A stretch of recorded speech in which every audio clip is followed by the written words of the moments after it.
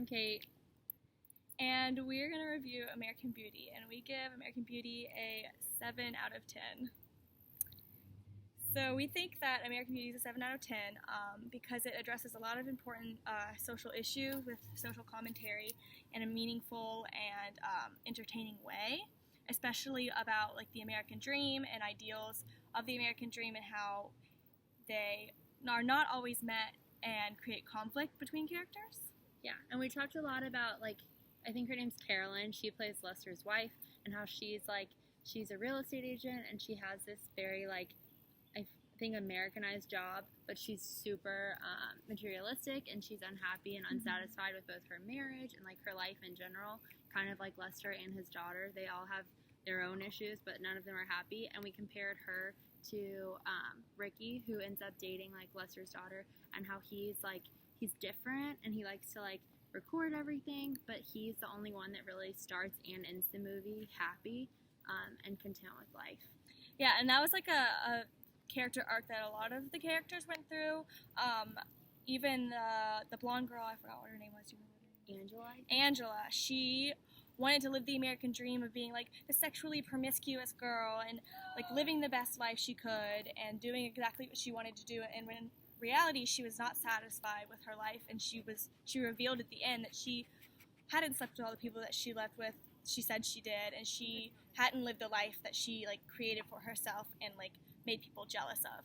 So there's a lot of examples of like showing how the American dream impacted these characters in many different ways when they couldn't accomplish it. And the only person who could accomplish the American dream, or didn't even strive to go for the American dream, was Ricky, and he was the only one who was happy. Yeah, and how at the beginning, like, Lester really isn't even likable. He's just kind of pathetic, but he has like a good job, and like they live in like this little like house surrounded by a white picket fence, but he's miserable, and he's only able to like be happy when he kind of like breaks. He has his rebellious phase. Yeah, and I think it addressed a lot of important issues surrounding around like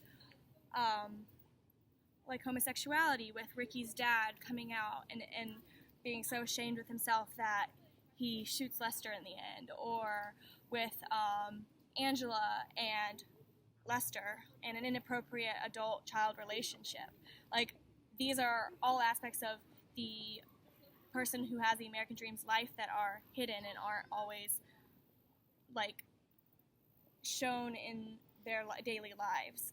So it gave a really good insight into the unhappiness of the American dream and how it's too hard to accomplish, or not too hard, but like not realistic. And I also think that one of the things that made it a good movie is how, like, the beginning, it opened up with him saying that he was going to die, and so it like foreshadowed that there's going to be something that like is really suspenseful, and like there's going to be some sort of like climax in the movie. Yeah. And then in the end, when it shows that he is dead, and it like has these little snippets of all the other characters and what they're doing at the time when like they hear the gun go off, it was just like, it was very cool and engaging, and it was like different than a lot of like endings of other movies I've seen. And although the foreshadowing was very direct, and he said, this is what happens on the day that you die, it still had an element of surprise with the way that he died and the events leading up to the way that he died. So I feel like that added to the film as a whole. Even though it was not subtle, it still made the film good. I agree. So overall, we think American Beauty, its plot and character development made it all around a really great film, and we also liked it. So yeah. So we give The Breakfast Club a 4 out of 10. We do not think it's the best movie ever. We think it addressed a lot of very relatable issues among teens with a really good social commentary, again, like American Beauty, but we thought that taking it out of like the 80s and looking at it not just because the people who played the characters were really popular, or the music was really popular, or it just was really relatable to the 80s. We don't think there was much of a plot, and it felt really choppy. Like, we think conversion narrative is kind of harsh, but the way that the characters like went from not being friends to like this one defining moment making them best friends didn't seem very sophisticated to us. So, we did not think it was a good movie. Yeah. And so, like, Elise had never seen it before, and I had seen it before, and, like, from what I remembered that I liked it, and I thought it was a good movie, and then I watched it again this time and kind of, like, tried to use the perspective of, like, learning the different terms that we have and, like, what actually makes a good movie. And when we were talking about it, we kind of, like, came to the conclusion, like she said, that it wasn't.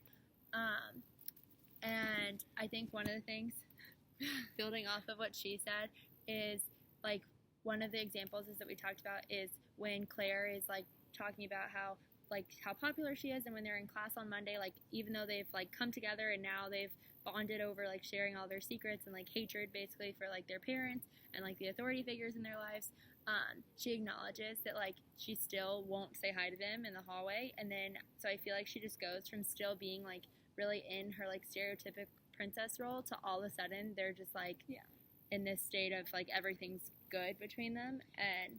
Yeah, and it seemed very, like, sudden that they all hated each other at the beginning of their detention or whatever they were doing, and then they just started spilling all their secrets. Like, there wasn't much of a build-up to why they felt connected other than, like, hating the principal in charge, and there was a lot of interjected scenes of, like, dancing or, like, the smoking weed. Like, none of it really made, like, logical sense to us. Like, we think that the characters and all of their stereotypes are very relevant to the 80s and to now. Like, we all know somebody like the nerd or the jock that are in our own lives now, but we don't think that the movie as a whole addressed it very sophisticated-like or in a very good way. Yeah, and we were trying to, like, talk through some of the ways that the characters arced, and if you think about, like, Allison, who fulfills, like, the basket case stereotype, like, the main, I mean, she starts talking more towards the middle and end of the movie than she does at the beginning, but, like, I feel like they kind of tried to make her arc as she goes from being this, like, kind of, like, very different looking, like, not attractive to, Claire, like, makes her all pretty, and then the athlete likes her, and so, like, that's just, like, very superficial and simple. It just was very sudden, like, the makeover just happened, and then she was all cool and special, and it just didn't have the qualities that we talked about in class about being, like, a well-done, like, well-thought-out movie, and that is why we don't think it's as good as American Beauty. So, we think it was similar in the ways that it addressed social commentary. Like, American Beauty did address, like problems in marriage, or unhappiness, or sexual assault, or stuff like that. But this one also addressed social commentary with, like, power dynamics, or, like, stereotypes of people. But we think American Beauty was done in a much better way than Breakfast Club was. And we were kind of bored with how all of Breakfast Club happened in, like, just, like, in the school. We don't think the cinematography was a good aspect of it. Like, it wasn't enough movement. Like, one of the praises of this movie is that it's not action-based, or, like, not your typical, like nudity and fighting and stuff like that. But it's still kind of boring. But we see how the music was, like, very appreciated at the time. And, like, the iconic scene at the end. It was definitely a movie that was a sign of the time. Yeah. But, yeah. So, yeah.